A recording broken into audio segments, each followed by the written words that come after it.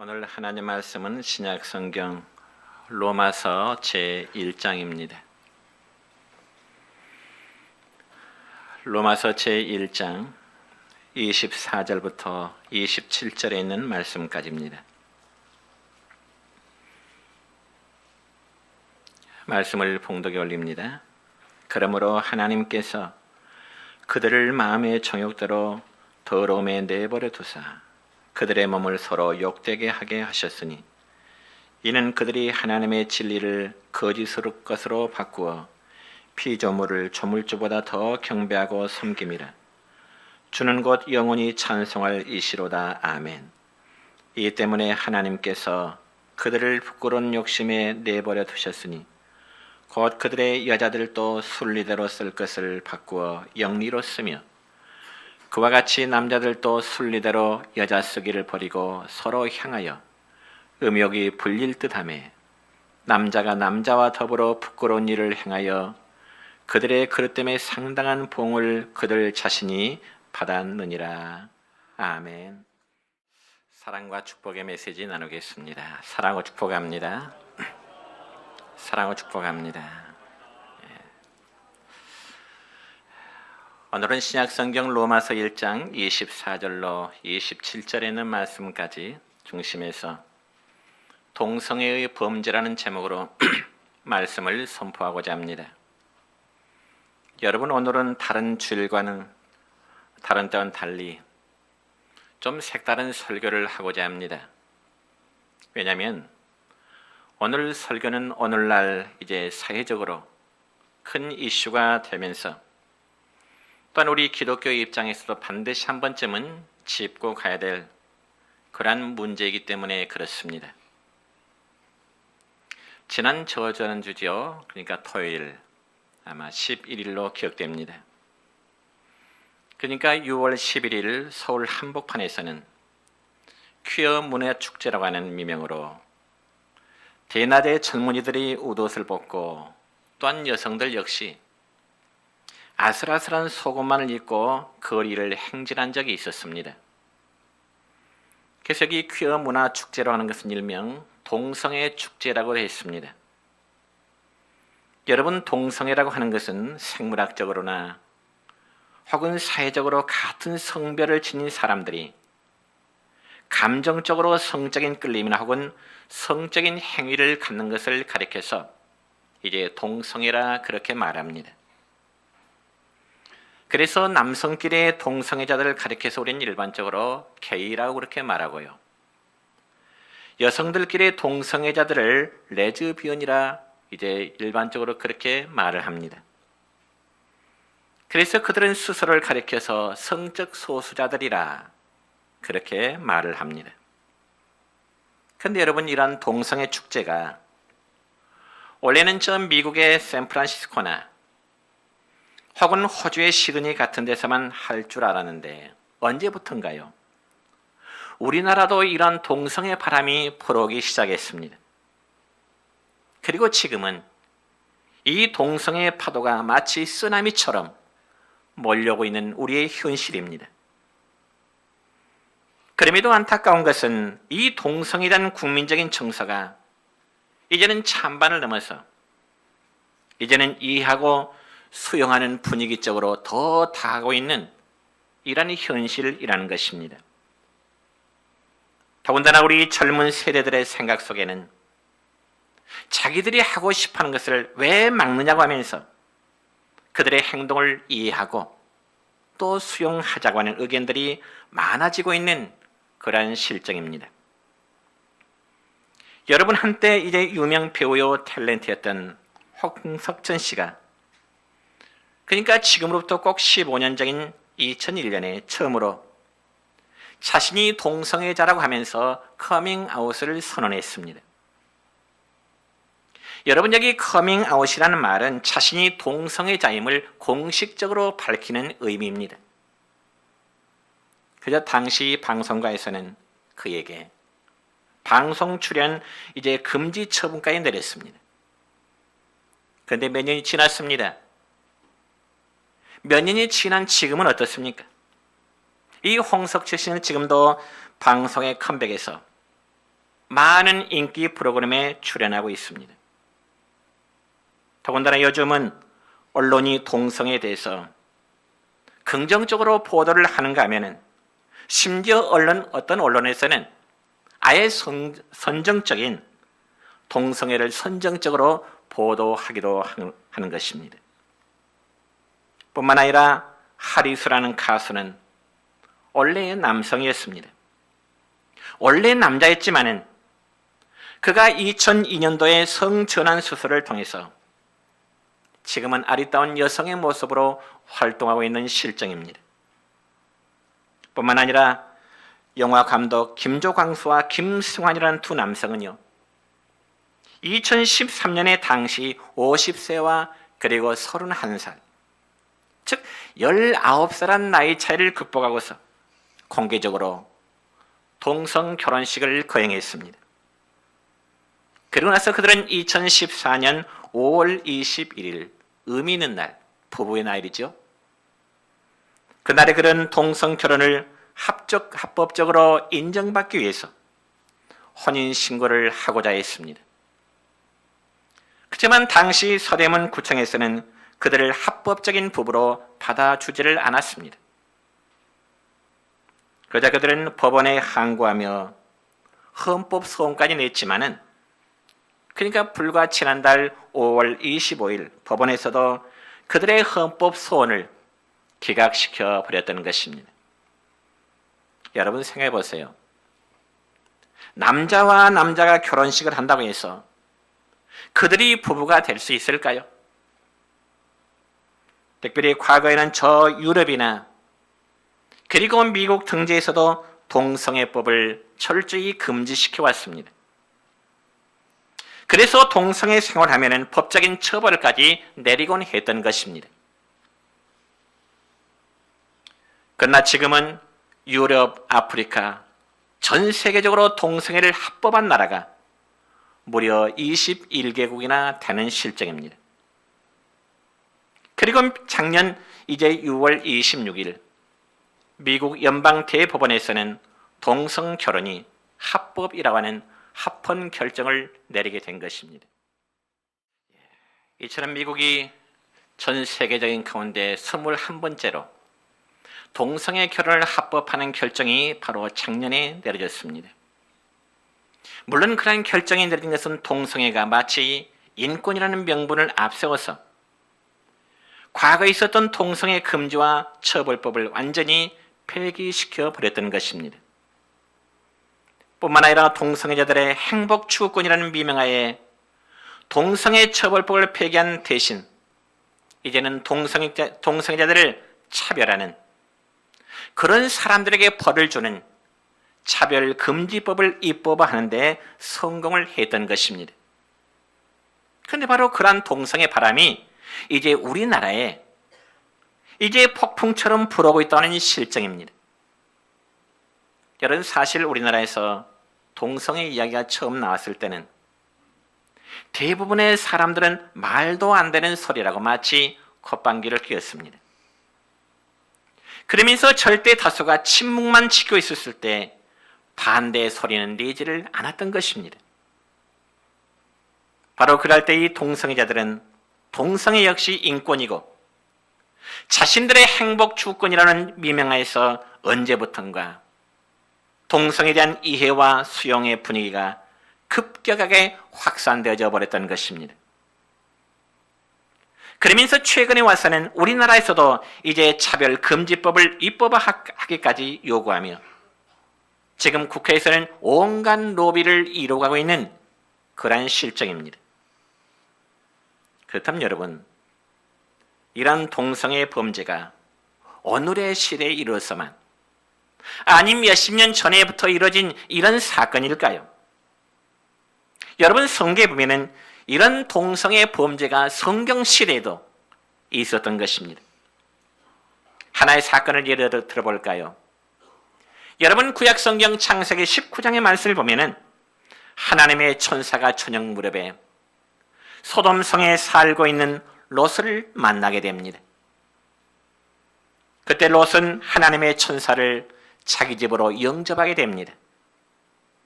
그런데 그 모습을 소돔성 사람들이 보게 되죠. 그래서 낯선 사람이 소돔성에 들어왔다 해서, 여러분 창세기 19장 5절의 말씀을 보면 성 안에 사는 남자들이 밤중에 롯을 찾아와서 이러한 요구를 하게 됩니다. 창세기 19장 5절입니다. 시작.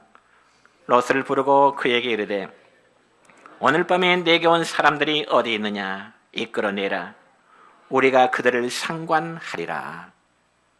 그러니까 여러분, 소돔성의 사람들이 롯의 집에 찾아온 하나님의 천사들과 상관하기 위해서 그들을 끌어내라는 말은 동성 간의 간음 행위를 그들이 하겠다는 것입니다. 그래서 이 동성애를 영어로 소도마이트라고 말하는데, 이는 소돔성이 동성애로 인해서 멸망함으로 생긴 단어인 것입니다. 여러분 창세기 13장 13절의 말씀을 보니까 이런 말씀이 있습니다. 시작. 소돔 사람은 여호와 앞에 악하며 큰 죄인이었더라. 또한 유다서 1장 7절의 말씀입니다. 소돔과 고모라와 그 이웃 도시들도 그들과 같은 행동으로 음란하며 다른 육체를 따라가다가 영원한 불의 형벌을 받음으로 거울이 되었느니라. 아멘. 여러분, 이처럼 과거나 과거 시대나 오늘날이나 음란의 행위라고 하는 것은 하나님께서 참으로 미워하시는 죄악 중의 죄악인 것입니다. 그런 반면에 정상적인 가정에서 부부간에 이루어지는 아름다운 성행위는 하나님이 주신 최고의 신비로움이요 하나님의 축복인 것입니다. 왜냐하면 하나님께서는 부부간의 아름다운 성행위를 통해서 생육하고 그리고 번성하는 복을 주셨기 때문입니다. 그러므로 창세기 1장 27절로 28절까지의 말씀을 보면 이런 말씀이 있습니다. 시작. 하나님이 자기 형상 곧 하나님의 형상대로 사람을 창조하시되 남자와 여자를 창조하시고 하나님이 그들에게 복을 주시며 하나님이 그들에게 이르시되 생육하고 번성하여 땅에 충만하라 땅을 정복하라. 그러니까 하나님의 창조 질서는 남녀가 합하여 한 몸을 이루고 그들이 생육하고 번성하는 일인 것입니다. 그런 반면에 동성애는 남녀 간의 성행위도 아니요 남자와 남자끼리 혹은 여자와 여자끼리 음란한 방법을 통한 죄악의 행위라는 것입니다.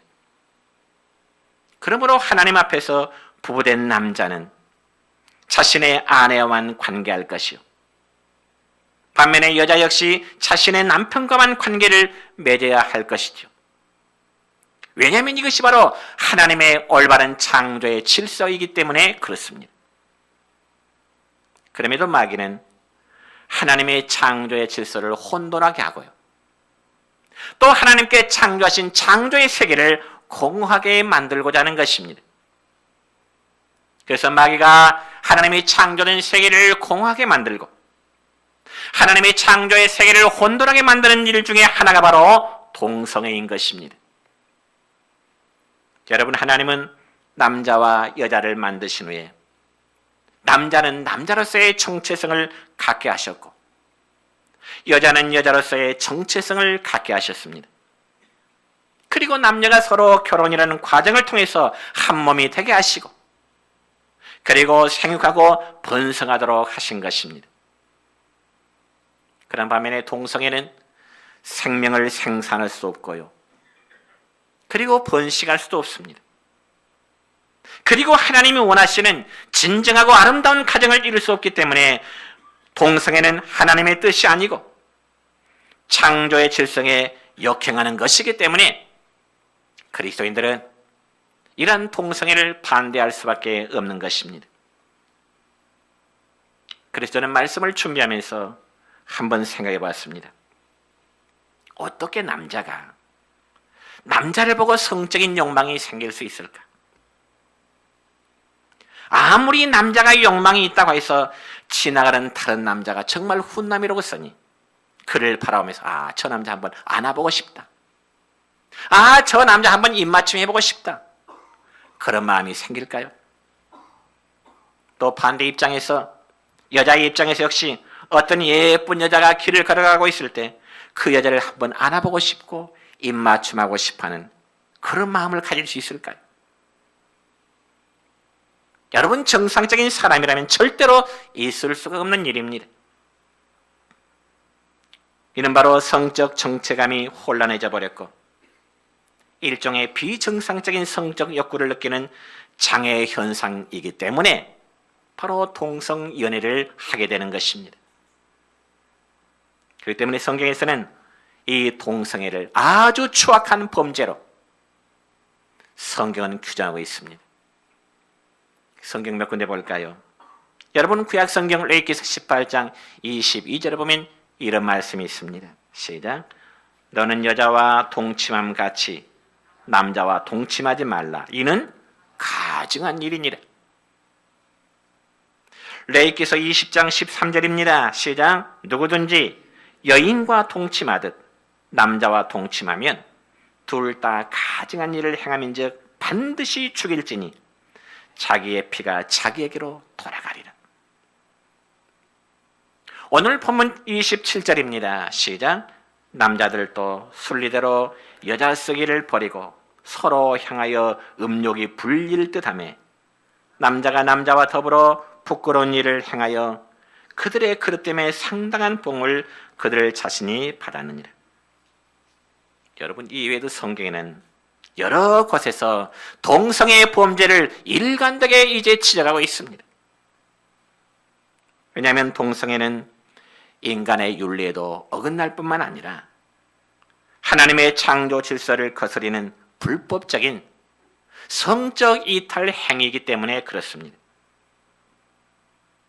그럼에도 오늘날 동성애자들은 퀴어 문화 축제라는 이제 행사를 통해서 이제까지는 자신들이 음지에서 자신들의 편, 자신들의 뜻을 요구하지 못했지만 이제는 당당히 자신들의 권리를 주장하겠다는 것입니다. 그러면서 소수자의 논리를 펼치면서 자신들은 이제까지 소수요 약자들이었기 때문에 차별을 받아왔다는 거죠.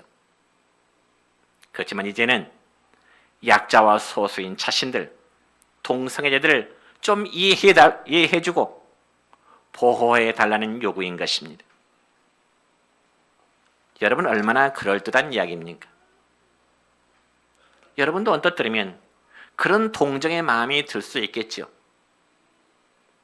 그래서 그들이 동성애를 하든 아니면 동성 결혼하든 간섭하지 말고 아니 좀 무관심해 주기를 바라는 그들의 요구를 이제 따라줄 수도 줬으면 좋겠지요.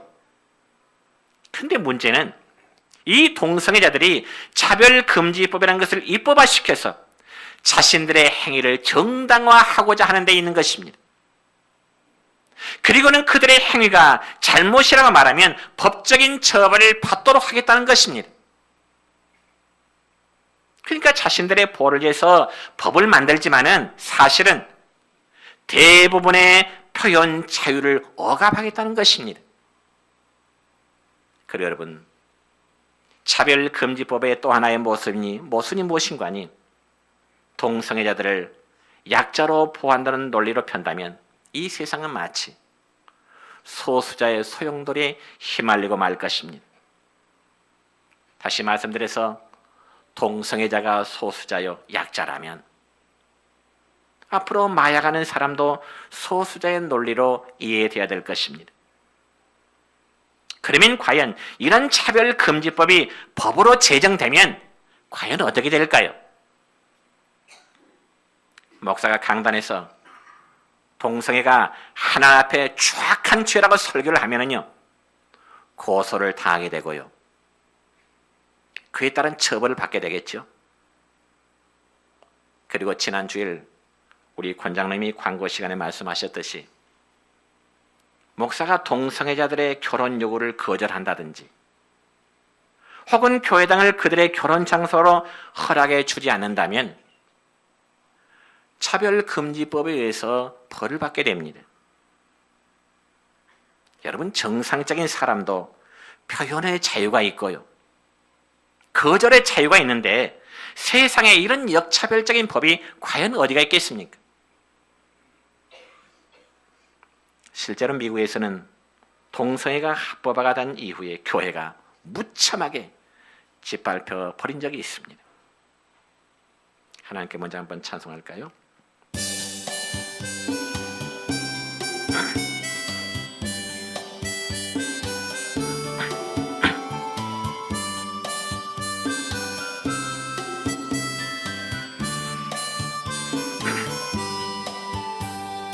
이 세상은 날이 갈수록 악해져 가고 온 거리마다 넘쳐나는 죄악의 물결.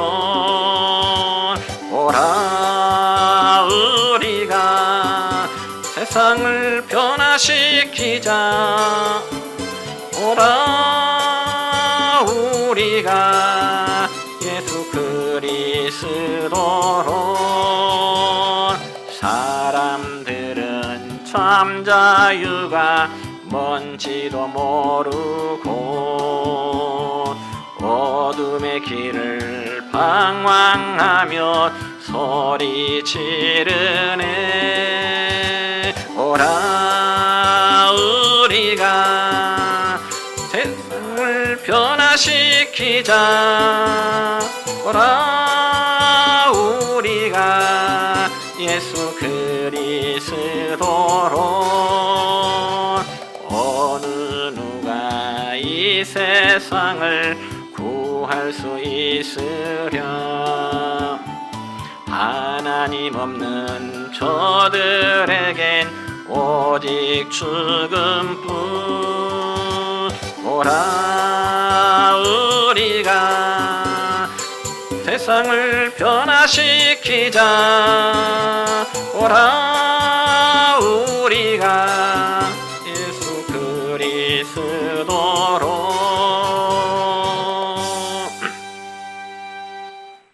여러분, 미국에서는 이 동성애가 합법화된 이후에 교회가 무참하게 짓밟히게 되었습니다.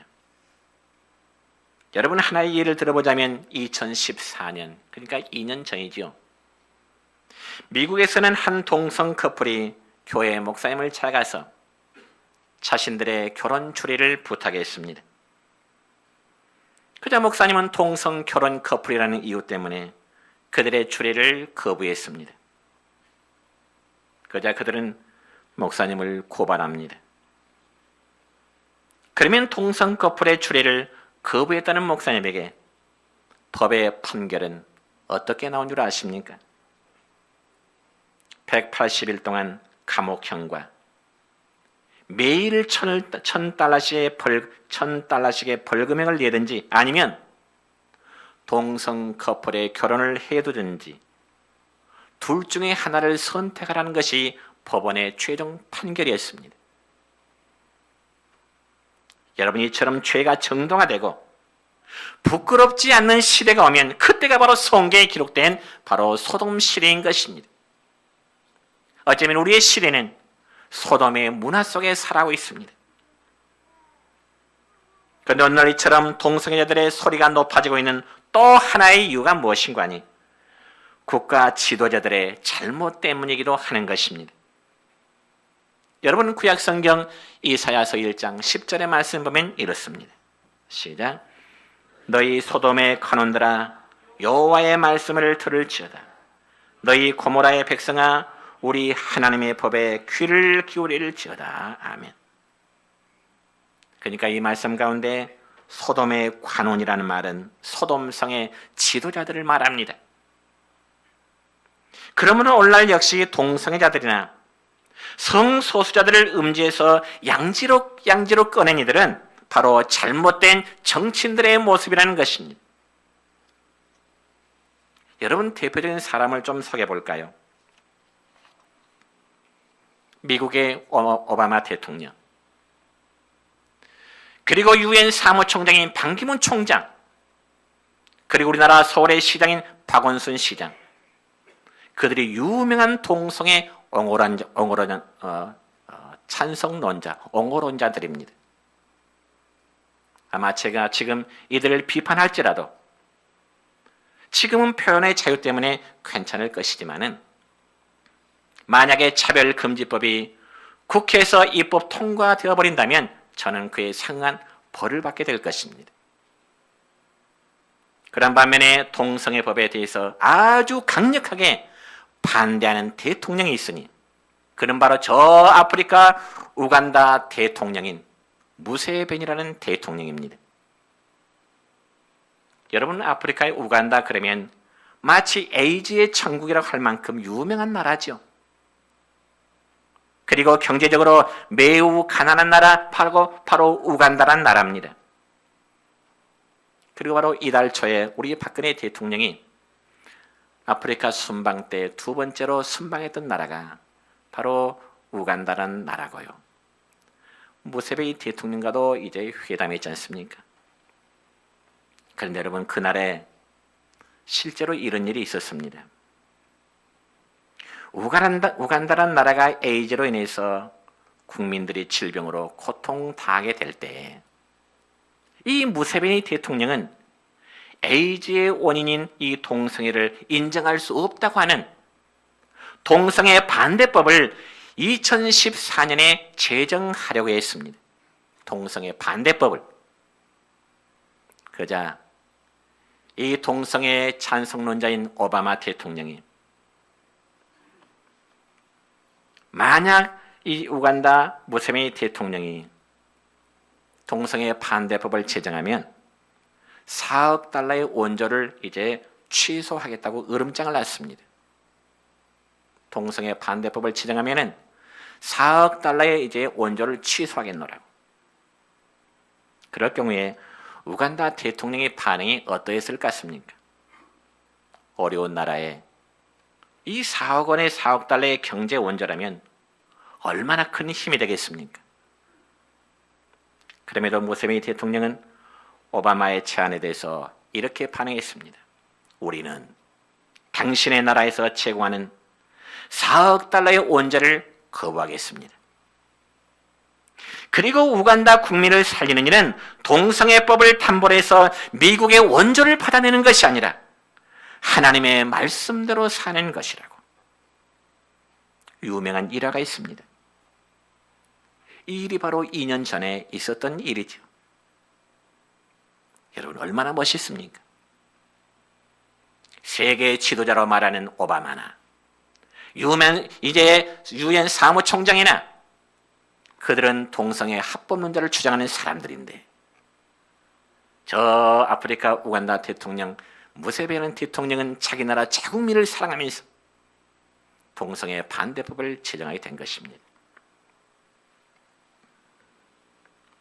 그래서 무세베니 대통령이 과연 어떤 사람이 그렇게 멋있는 사람일까? 인터넷 검색을 해보니까요.